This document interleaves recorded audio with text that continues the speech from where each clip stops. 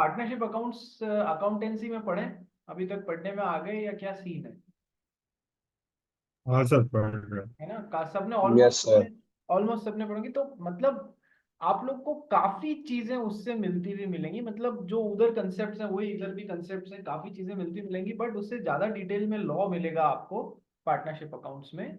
ठीक है, number one. Number two, कि सर यदि मैं लॉ की बात करूं तो इंडियन कॉन्ट्रैक्ट एक्ट जो बना था 1872, सर उसमें एक पार्ट था general principles of contract, section 1 to 75।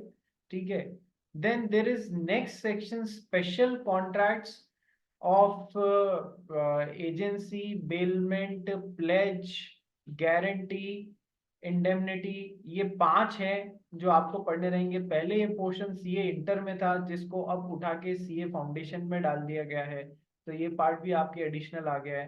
ठीक है, general principles of making a contract, special contracts, उसके बाद में आपके रहेगा पार्टनरशिप एक्ट। ठीक है, फिर उस मैं अपने लॉ के कोर्स की बात करूं तो ठीक है, उसके बाद में आपको पढ़ना रहेगा एलएलपी एक्ट। एलएलपी एक्ट पढ़ने के बाद में इंडियन रेगुलेटरी फ्रेमवर्क। ठीक है, उसके बाद में नेगोशिएबल इंस्ट्रूमेंट्स एक्ट या फिर सेल ऑफ गुड्स एक्ट। ठीक है, तो ये अपने को पांच पांच सात चीजें फिनिश करनी है, और कंपनीज एक्ट तो अपन पूरा कर ही चुके हैं। ये पहला पोर्शन जो अभी ऑलमोस्ट ठीक ठाक पोर्शन था, ये अपन ने कर लिया। सबसे लेंदी पोर्शन ये वाला रहने वाला है, जनरल प्रिंसिपल्स और स्पेशल कॉन्ट्रैक्ट वाला। ठीक है सर, अब है ना, आप देखो कि सर पार्टनरशिप एक्ट आज अपन चालू कर रहे हैं। यदि मैं कॉन्ट्रैक्ट एक्ट की बात करूं तो सर 1872 में जो कॉन्ट्रैक्ट एक्ट बनाया गया था, उसमें कॉन्ट्रैक्ट एक्ट के जनरल प्रिंसिपल्स और स्पेशल कॉन्ट्रैक्ट्स तो पार्ट थे ही, सेल ऑफ गुड्स से रिलेटेड प्रोविजंस भी पहले इंडियन कॉन्ट्रैक्ट एक्ट में ही थे।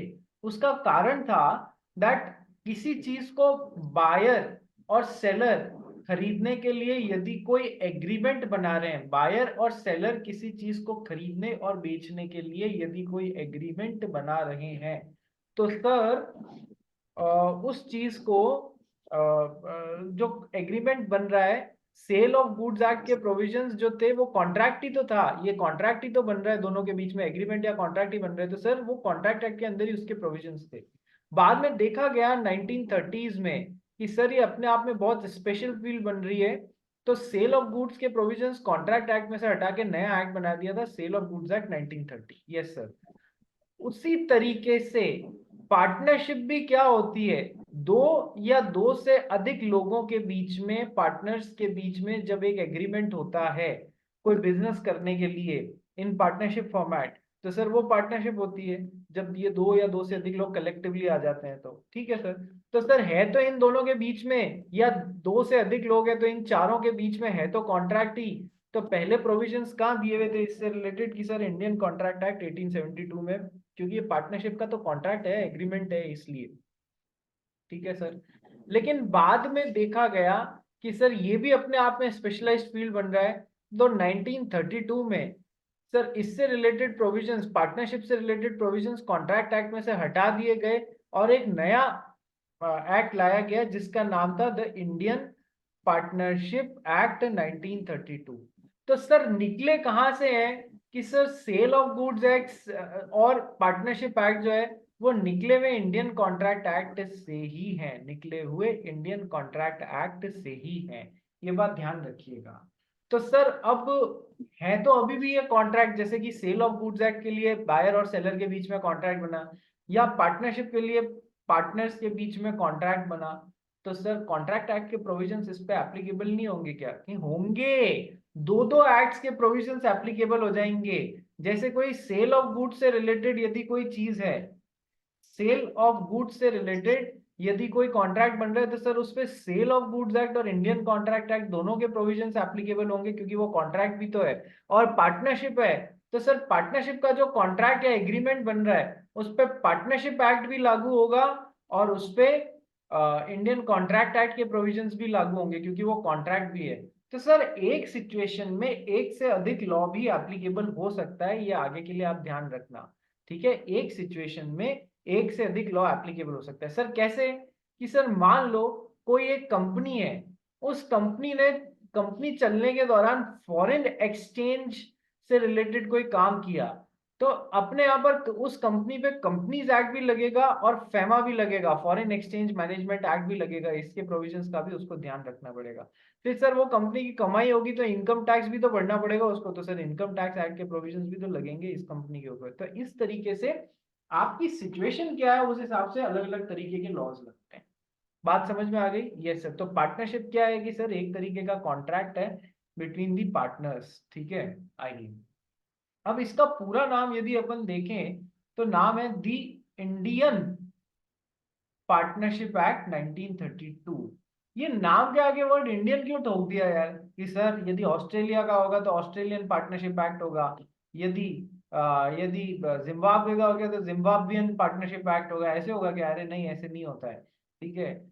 हुआ क्या कि सर 1932 में हमारे यहाँ पर कौन राज करते थे कि सर अंग्रेज लोग, English people used to rule अस।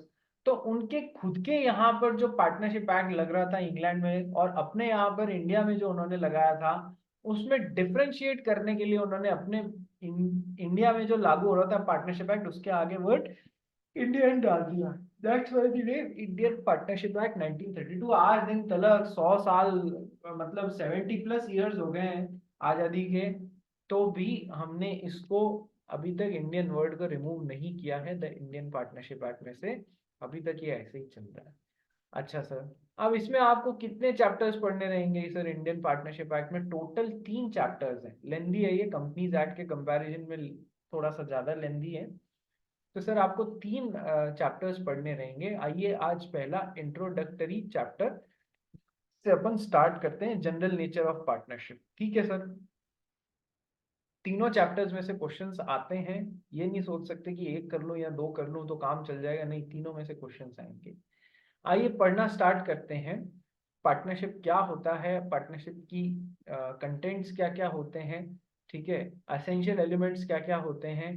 क्या पार्टनरशिप, जैसे कंपनी को तो अपन इनकॉर्पोरेट करते हैं, कंपनी को डेफिनेटली अपन इनकॉर्पोरेट करते हैं या रजिस्टर करते हैं।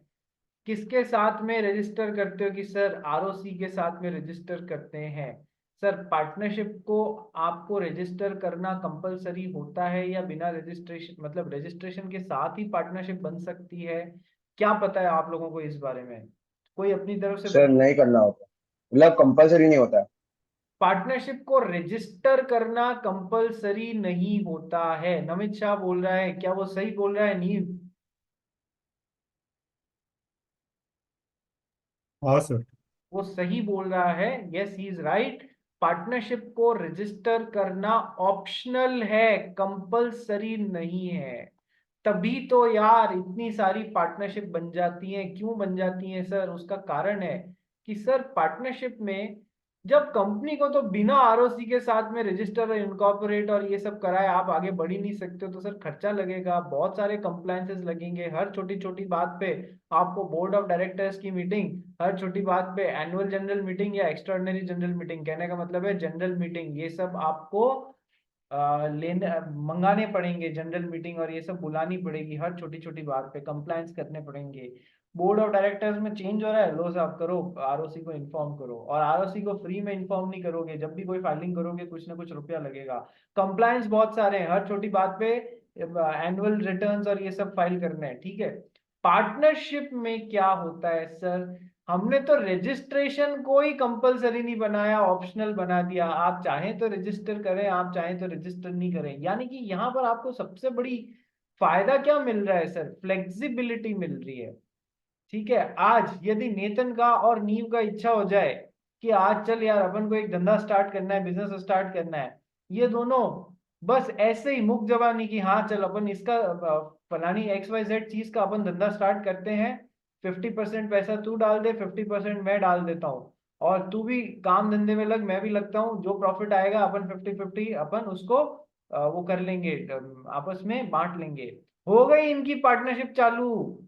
चाहे इन्होंने रिटर्न में पार्टनरशिप डीड बनाई या नहीं बनाई, कोई फर्क नहीं पड़ता, इनकी पार्टनरशिप चालू हो चुकी है। इतना इजी है पार्टनरशिप को क्रिएट करना, ठीक है। तो सर आज यदि अपन बात करें कि नेतन और नीव के पास में 2 ऑप्शंस हैं, कि वो बिजनेस स्टार्ट करना चाहते हैं, तो उनके पास में 2 या 3 ऑप्शंस है। क्या क्या ऑप्शंस है नेतन और नीव के पास में? कि सर या तो वो कंपनी खोल लें दोनों मिलके। कैसी कंपनी खोल पाएंगे? कि सर 2 ही जने हैं, इसलिए प्राइवेट कंपनी खोल सकते हैं, पब्लिक कंपनी तो ये लोग खोल नहीं सकते क्योंकि मिनिमम 7 जने चाहिए। सर या फिर वो 1932 वाली पार्टनरशिप खोल ले, सर वो भी कर सकते हैं। और या फिर वो एलएलपी खोल लें, लिमिटेड लाइबिलिटी पार्टनरशिप खोल लें। ठीक है सर, ये भी नया फंडा आया है 2008 में। ठीक है, तो सर वो ये भी कर सकते हैं, लिमिटेड लाइबिलिटी पार्टनरशिप भी खोल सकते हैं। तो सर अभी अपन इसको एक बार साइड में अलग रखते हैं। अभी अपन ने ये पढ़ लिया, सेकंड अपन ये स्टार्ट कर रहे हैं। सर क्यों वो कंपनी खोलना पसंद करेंगे, या क्यों वो पार्टनरशिप खोलना पसंद करेंगे, या क्यों वो कंपनी की तरफ नहीं जाना पसंद करेंगे, या क्यों वो पार्टनरशिप की तरफ नहीं जाना पसंद करेंगे? दोनों के अपने अपने बेनिफिट्स हैं, दोनों फॉर्मेट में धंधा स्टार्ट करने के, और दोनों फॉर्मेट में धंधा स्टार्ट करने के अपने अपने नुकसान हैं। कैसे? कि सर देखो, ये सब आता है आप लोगों को, मैं जस्ट एक आपको ओवरव्यू दे रहा हूँ कि सर यदि मैं कंपनी फॉर्मेट में खोल अपना ये दोनों धंधा स्टार्ट करते हैं, तो सर एक तो इनको कंप्लायंस बहुत ज्यादा करना पड़ेगा। Yes sir.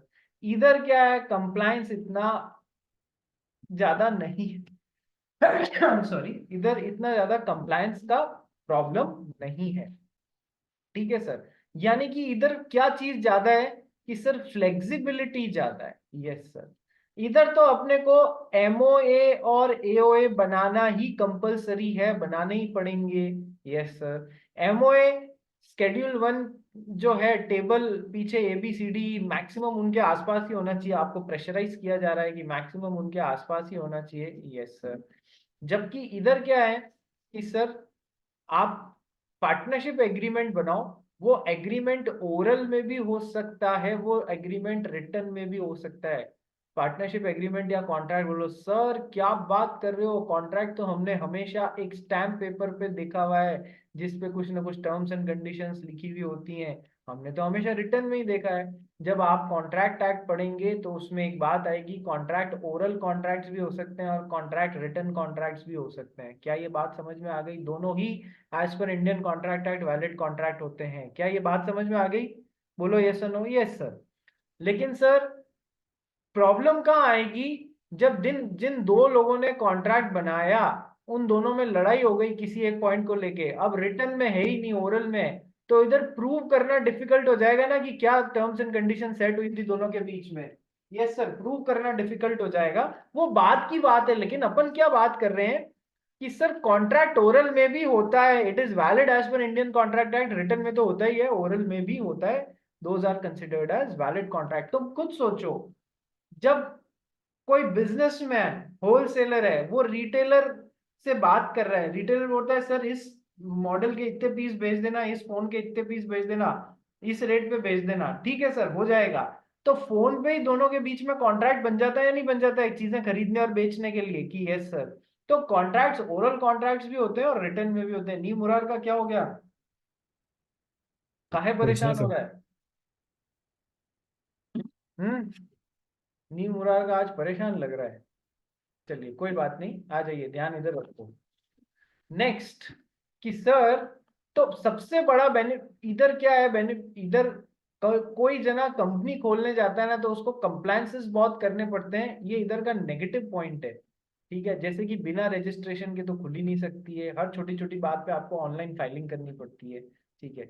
इधर फ्लेक्सिबिलिटी है, इसलिए लोग खोलना पसंद करेंगे। इधर इतनी फ्लेक्सिबिलिटी नहीं है, इसलिए इसलिए लोग पार्टनरशिप की तरफ ज्यादा चले जाते हैं। पर सर फिर कंपनियां क्यों खुलती हैं? सर इसलिए खुलती हैं क्योंकि पार्टनरशिप 1932 खोलने का एक बहुत बहुत बहुत बड़ा नेगेटिव एस्पेक्ट है। क्या नेगेटिव एस्पेक्ट है पार्टनरशिप खोलने का? एक बहुत बड़ा नेगेटिव एस्पेक्ट है। क्या? कि सर यदि नीव और नेतन ने पार्टनरशिप स्टार्ट कर ली, तो सर पार्टनर्स की अनलिमिटेड लाइबिलिटी होती है। इन पार्टनरशिप अनलिमिटेड लाइबिलिटी होती है। सर ये क्या है? जबकि कंपनी में तो सर लिमिटेड लाइबिलिटी होती है मेंबर्स की। लिमिटेड 2 तरीके से होती है मेंबर्स की लाइबिलिटी। मीत किन 2 तरीके से होती है मेंबर्स की liability limited? Liability by guarantee और liability by shares. Limited by shares and limited by guarantee, बिल्कुल सही बोला, limited by shares and limited by guarantee. 10 रुपए के शेयर पे यदि कोई अनपेड अमाउंट बचा है तो वो, और या फिर गारंटी अमाउंट जितनी थी। तो कंपनी में हमेशा क्या वर्ड यूज करोगे? मेंबर्स। पार्टनरशिप में हमेशा क्या वर्ड यूज करोगे? पार्टनर्स। नमित शाह, ध्यान रखना इस बात का, ठीक है? चलिए यस सर। नेक्स्ट। सर, तो कंपनी में मेंबर्स की लाइबिलिटी लिमिटेड होती है, ये सबसे बड़ा बेनिफिट है। कंपनी की एसेट्स कंपनी की होती हैं, कंपनी की लाइबिलिटीज कंपनी की होती हैं, ठीक है? तो सर, कंपनी की एसेट्स लाइबिलिटीज जो है वो कंपनी की ही एसेट से चुकाई जाएंगी। ज्यादा में ज्यादा मेंबर्स की लाइबिलिटी लिमिटेड होगी इतने रुपए से, इससे ज्यादा के लिए उनको परेशान नहीं किया जा सकता। लेकिन यदि मैं पार्टनरशिप 1932 की बात करूं, तो सर यहाँ पर unlimited liability of the partners है। सर ये कैसे? कि सर वो ऐसे कि यदि पार्टनरशिप अपनी एसेट्स से अपनी लाइबिलिटीज को नहीं चुका पा रहा है, सारी एसेट्स बेचने और चुकाने के बाद में भी अभी तक मान लो 20 लाख रुपए की देनदारियां बच जाती हैं, लाइबिलिटीज बच जाती है जो पार्टनरशिप नहीं चुका रही है, तो सर उसके जो दोनों पार्टनर्स है ना, वो रेस्पॉन्सिबल होंगे इसको चुकाने के लिए। तो अनलिमिटेड लाइबिलिटी का मतलब है सर, जितनी पार्टनरशिप की लाइबिलिटी है वो सारी की सारी एक अकेले पार्टनर को भी बोला जा सकता है कि तेरे को चुकानी है। ये वैसे तो ये होगा, यदि कोई अन्य फॉर्मूला नहीं लिखा हुआ है तो दोनों उसको, लाइबिलिटी 20 लाख की है, दोनों 10-10 लाख रुपए शेयर करेंगे। लेकिन यदि इन्होंने अपने एग्रीमेंट में लिखा हुआ है कि लाइबिलिटी जो है वो ये लिमिटेड 25% ही शेयर करेगा, ये 75%, तो ऐसा भी हो सकता है। अच्छा, ऐसा भी हो सकता है कुछ नहीं लिखा हुआ है और एक जना लेट गया, लंबा हो गया कि नहीं मैं तो चुका ही नहीं सकता, मैं इंसॉल्वेंट हो गया हूं, तो अब पूरी की पूरी 20 लाख रुपए की लाइबिलिटी इस पहले आदमी को चुकानी होगी, पहले पार्टनर को चुकानी होगी। तो unlimited liability of the partners, ये इतना खतरनाक पॉइंट है जिसके लिए बोला जाता है, जीवन में सलाह दी जाती है कि पार्टनरशिप में काम स्टार्ट मत करो यार। उसका कारण है अनलिमिटेड लाइबिलिटी होते ही पूरा का पूरा पैसा एक पार्टनर को चुकाना पड़ सकता है। तो सर, ये कंपनी का एक पार्टनरशिप का एक एडवांटेज अपन ने पढ़ा कि सर कंप्लायंसेस बहुत कम है, चालू करना बहुत आसान है इसको।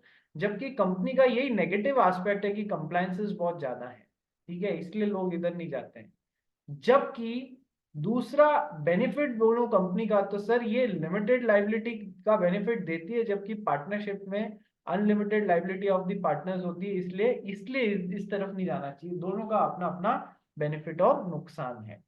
तीसरी बात सर, कि है ना, कंपनी को, हाँ नमित शाह बोल। सर जैसे अभी जैसे पार्टनर्स जैसे कंपनी का लायबिलिटीज बहुत ज्यादा हो गया है और कंपनी के एसेट्स से अभी अभी पार्टनर्स को पे ऑफ करना पड़ रहा है, तो पार्टनर्स को एक स्पेसिफिक टाइम दिया जाता है, उसके अंदर ही पे करना रहता है वो लोग को, जैसा लोन का अमाउंट रहता है तो वैसा पे करना रहता है वो लोग अमित को। शाह, मैंने तेरे को ही बोला था कि कंपनी में मेंबर्स यूज करना वर्ड और पार्टनरशिप में पार्टनर्स, तूने फिर से कंपनी में पार्टनर्स घुसा दिए, अ, तो मुझे हाँ तो पता ही नहीं पड़ रहा सर, है नहीं कि। मैं पार्टनरशिप में पूछ रहा हूँ सर, पार्टनरशिप में पूछ रहा हूँ, पार्टनरशिप में अगर पार्टनर्स को पे ऑफ करने के लिए कुछ टाइम दिया जाता है वो लोग को, क्या दिया जाता है सर, टाइम दिया जाता है क्या वो लोग को सर? देखो, लीगल कार्रवाई पूरी करनी पड़ेगी, टाइम मिलता है, कितना मिलता है ये पार्टीज के आपस के, आउटसाइडर और पार्टनर्स के आपस के निगोशिएशन पे डिपेंड करता है, ठीक है? उनको टाइम मिलता है बाकायदा। एक टाइम के बाद में जब वो चुका नहीं पाते हैं, पार्टनरशिप की एसेट्स खत्म हो गई हैं, तो फिर पार्टनर्स की पर्सनल रिस्पॉन्सिबिलिटी होती है उस पैसे को चुकाने का। तो अनलिमिटेड लाइबिलिटी। अब इस अनलिमिटेड लाइबिलिटी का क्या मतलब है कि नीव और नमित यदि की पार्टनरशिप यदि पैसा नहीं चुका पा रही है, तो इनके घर बार का सामान बेच के भी पार्टनरशिप की लाइबिलिटीज चुकाई जाएंगी। बात समझ आ गई? इसलिए अनलिमिटेड, यस सर। कितनी भी एक आदमी को बोला जा सकता है। Yes sir. नेक्स्ट डिफरेंस, कि हमें क्यों कंपनी फॉर्मेट और क्यों पार्टनरशिप फॉर्मेट जो है उसमें से क्या ऑप्ट करना चाहिए, ये भी देखो आप लोग। कि सर कंपनी में तो आप यदि ये सोचो, एक बहुत बड़ी बात होती है कि सर इसमें परपेचुअल सक्सेशन मिल जाता है। परपेचुअल सक्सेशन सुना है ना, अपन ने पढ़ा है ना कंपनी में कि सर यदि मिस्टर एक्स मर गए तो वो बाहर जाएंगे, या तो अपने शेयर्स किसी बंदे के नाम करके चले जाएं, यदि नाम नहीं कर पाए तो सर मिस्टर एक्स के जो लीगल रिप्रेजेंटेटिव हैं, इनकी वाइफ हुए, इनके सन हुए, इनके डॉटर हुए, वो आएंगे और इस कंपनी के अंदर ऑटोमेटिकली शेयर होल्डर बन जाएंगे। जबकि पार्टनरशिप में ऐसा नहीं होता है। पार्टनरशिप में यदि एक पार्टनर मर गया तो फिर उसके फैमिली मेंबर्स या लीगल रिप्रेजेंटेटिव्स जो हैं वो आगे ये नहीं बोल सकते अब इसकी जगह पे हम पार्टनर। बात समझ में आ गई? पार्टनरशिप में ऐसा नहीं होता है, परपेचुअल सक्सेशन नहीं होता है जब तक कि खुद पार्टनर्स ही है अपने पार्टनरशिप एग्रीमेंट में ऐसा नहीं एग्री कर लें। सर ऐसा नहीं होता है, नहीं होता है, नहीं होता है, ये बात ध्यान रखना कि सर पार्टनरशिप में परपेचुअल सक्सेशन नहीं होता है। ठीक है, तो ये भी डिफरेंसेस है, इसलिए भी लोग कई बार कंपनी खोलना पसंद करते हैं, पार्टनरशिप खोलना पसंद नहीं करते हैं। ठीक है सर, और भी बहुत सारे डिफरेंसेस हैं, और आज अपन पहले डिफरेंसेस से ही चालू करते हैं। कंपनी और पार्टनरशिप के बीच में डिफरेंसेस हैं, उनको एक एक बार मैं आपको बाकी भी समझाऊंगा। पर पहले कंपनी और पार्टनरशिप के बीच में अपन डिफरेंसेस जो अभी अपन ने कुछ विशेष पढ़ा नहीं है तो भी थोड़े बहुत पॉइंटर्स में आपको और बताता हूँ। अब देखो, एक और सबसे बड़ा डिफरेंस जो कि ऑलरेडी मैं समझाया, उन्हीं पॉइंटर्स से कनेक्ट होता है कि सर क्या, कि सर चौथा डिफरेंस जो पार्टनरशिप और कंपनीज के बीच में आ रहा है कि सर कंपनी के बारे में अपन ने पढ़ा है, जिस दिन कंपनी इनकॉर्पोरेट हो जाती है, कंपनी और उसके मेंबर्स सेपरेट माने जाते हैं क्योंकि ये आर्टिफिशियल लीगल पर्सन बन गई है, ये सेपरेट लीगल एंटिटी बन गई है। यानी कि कंपनी एक आर्टिफिशियल पर्सन है, सेपरेट पर्सन है। हम भी अलग पर्सन है, हम नेचुरल पर्सन है, कंपनी को भी एक पर्सन माना गया है, separate person into the eyes of law.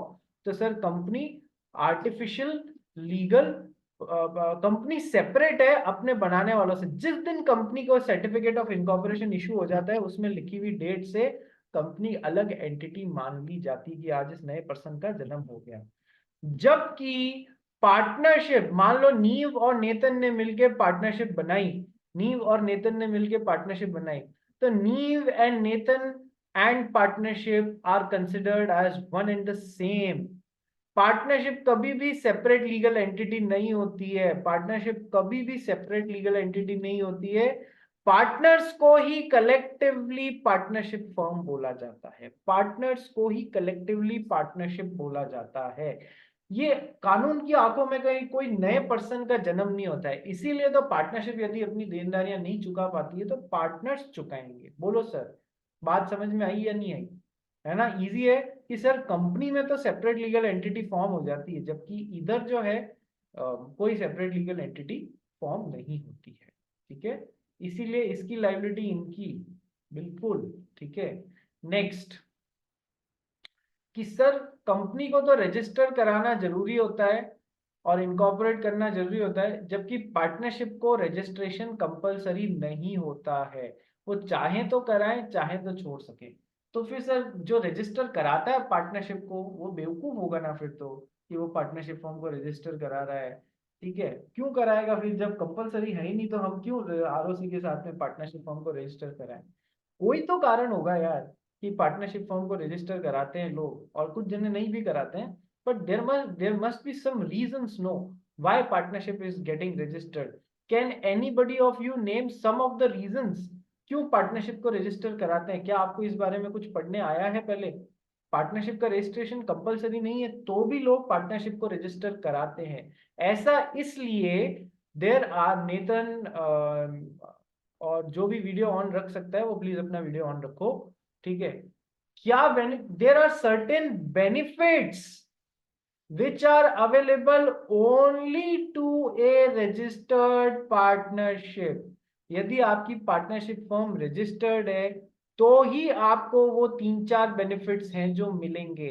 यदि आप नॉन रजिस्टर्ड पार्टनरशिप हो तो आपको वो फायदे नहीं मिलेंगे। जैसे मैं आपको बताता हूं फॉर एग्जांपल के लिए, क्या, कि सर पहला फायदा, मान लो ये पार्टनरशिप फर्म है, पार्टनरशिप फर्म ने एक आउटसाइडर मिस्टर एक्स को कुछ माल बेचा, आउटसाइडर पैसा ही नहीं चुका रहा है, तो हमको उसके ऊपर केस करना पड़ेगा या नहीं करना पड़ेगा? कोर्ट में ले जाना पड़ेगा।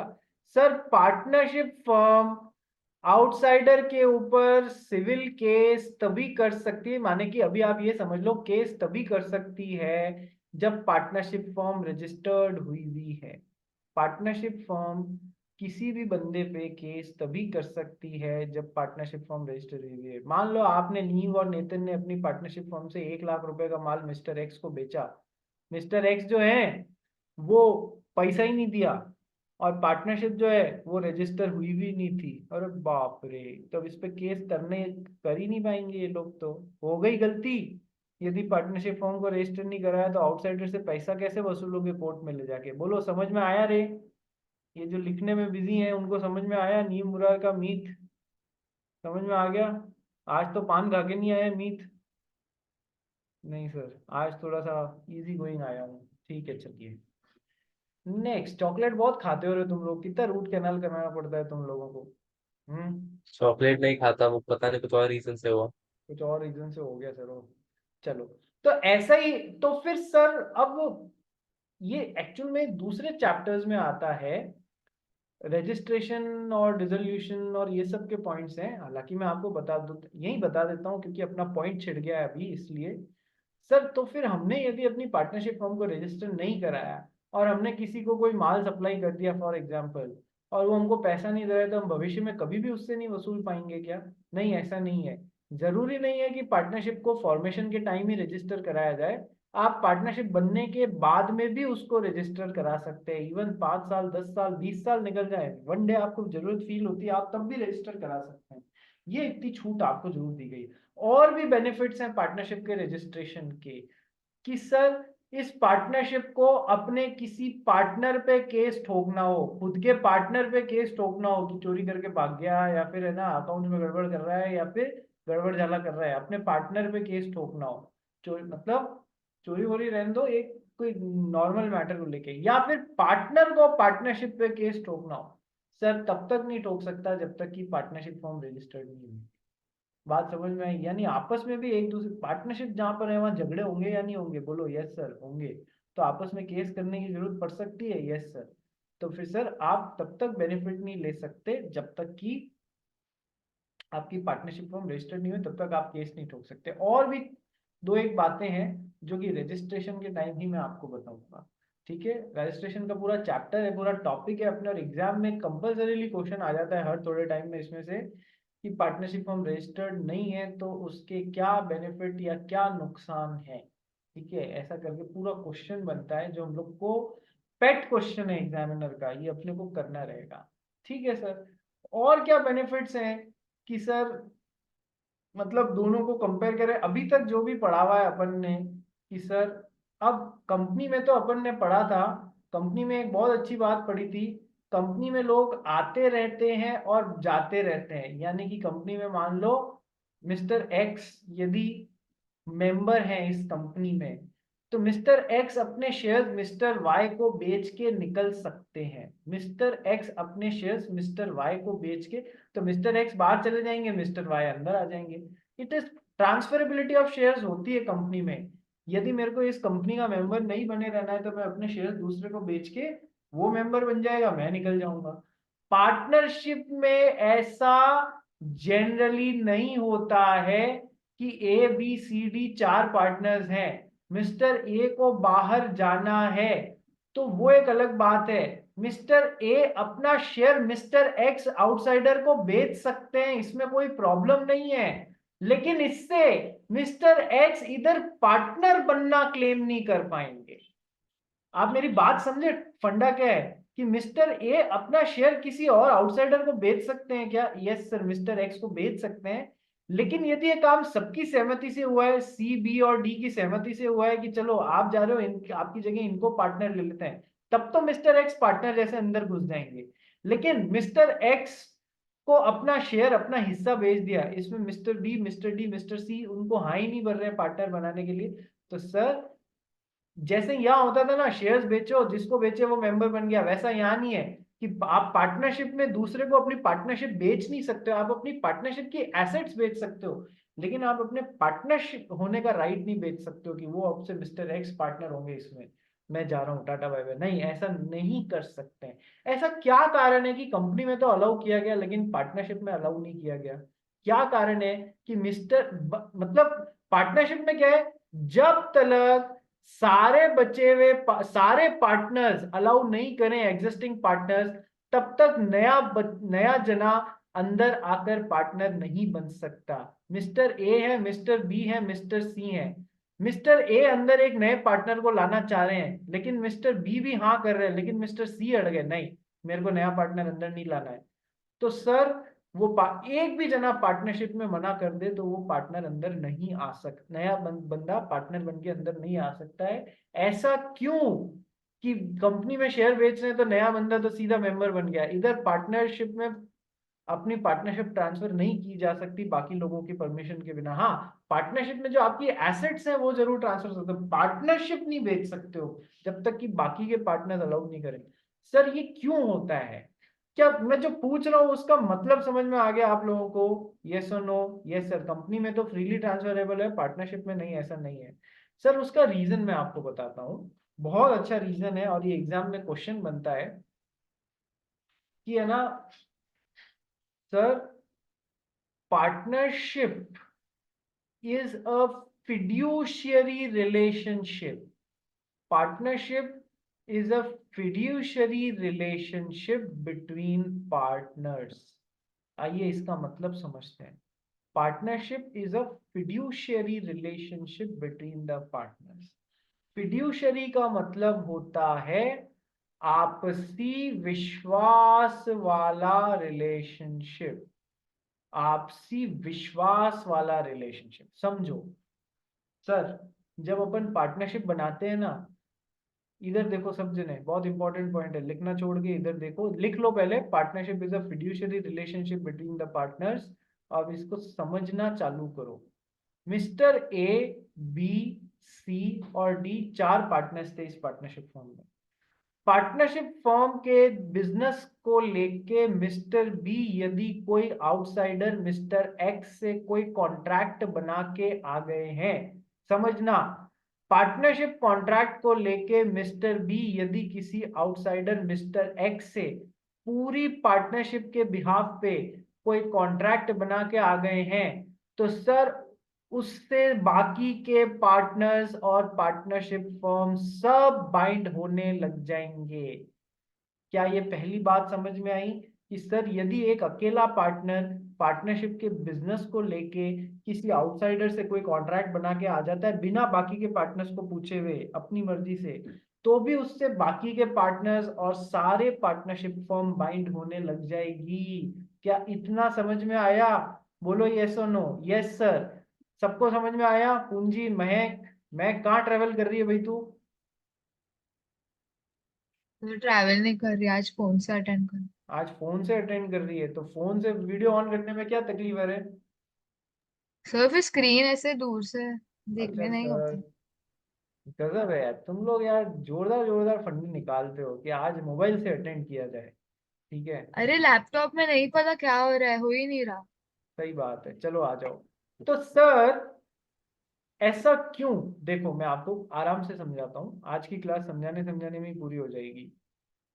ऐसा इसलिए, जब मिस्टर ए इस पार्टनरशिप फर्म में बी, सी और डी चारों इस पार्टनरशिप को क्रिएट कर रहे हैं ना, तो उनका आपस में इतना विश्वास है कि मिस्टर ए कुछ भी अकेले पार्टनरशिप फर्म के बिहाफ पे आउटसाइडर से कुछ कमिट करके आने लग जाएंगे तो हम तीनों उनसे बाइंड होना स्वीकार करते हैं।